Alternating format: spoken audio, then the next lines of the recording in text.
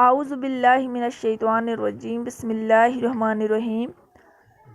پیارے دوستو، حضرت آدم علیہ السلام کو جب جنت سے راندہ درگاہ کیا گیا، جنت سے نکالا گیا، زمین پر اتارا گیا، تو یہ لکھا ہے کہ حضرت آدم علیہ السلام جب وہاں سے چلنے لگے ہیں تو انہوں نے وہاں سے وہ حجر اسود کو اٹھا لیا۔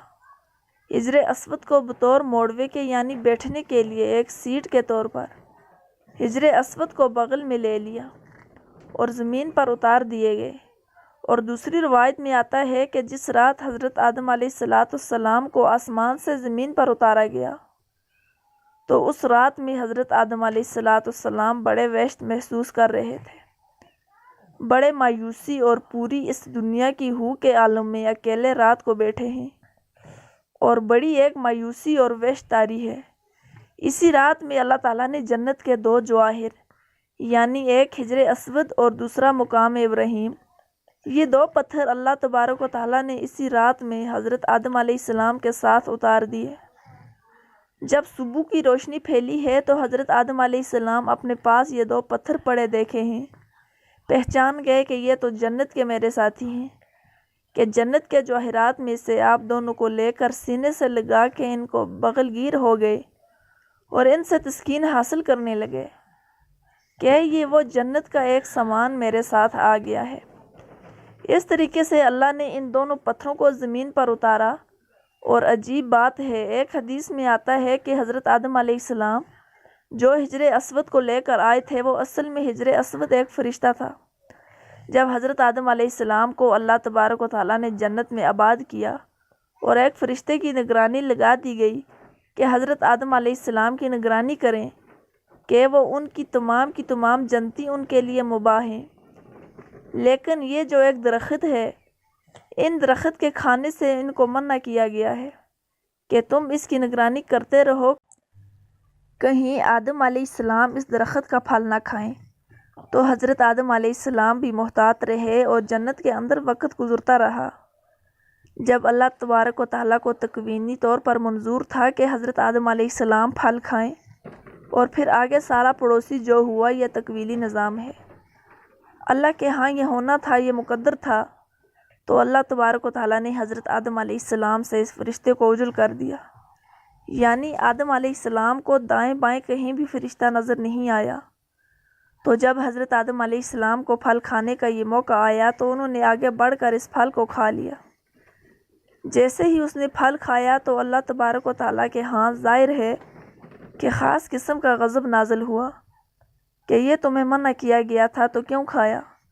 تو اسی غضب اور دبدبے کے عالم میں اللہ تعالیٰ نے اس فرشتے کی طرف دیکھا۔ جب باری تعالیٰ نے ہیبت اور دبدبے کے عالم میں اس فرشتے کو دیکھا ہے تو وہ فرشتہ خوف سے پتھر بن گیا، اللہ اکبر، اور وہ حجر اسود کی شکل کے اندر قائم ہو گیا۔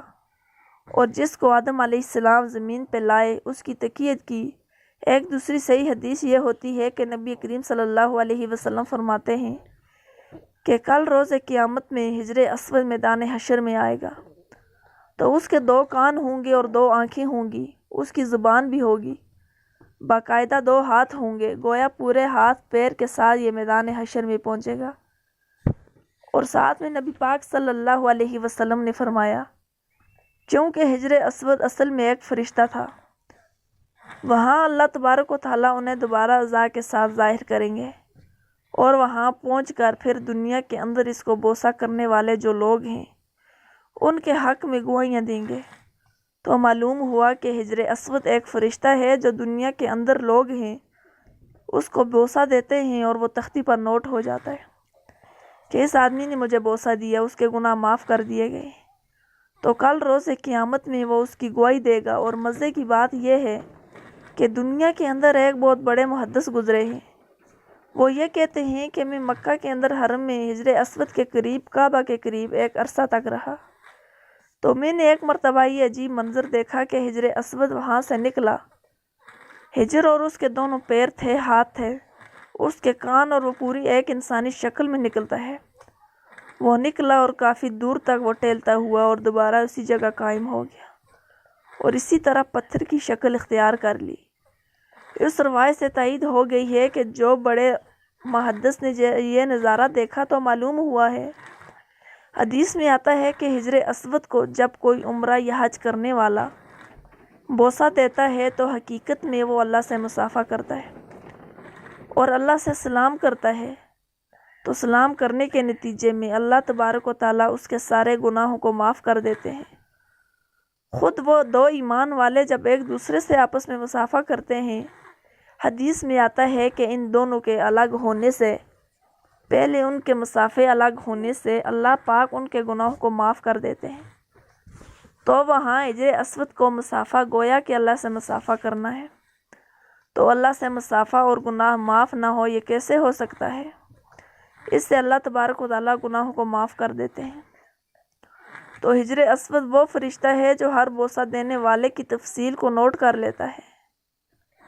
تو پیارے دوستو، اللہ تعالیٰ سے دعا ہے کہ اللہ تعالیٰ ہمیں حجر اسود کا سلام اور اس کا بوسہ لینے کی سعادت نصیب فرمائے۔ آمین ثم آمین یا رب العالمین۔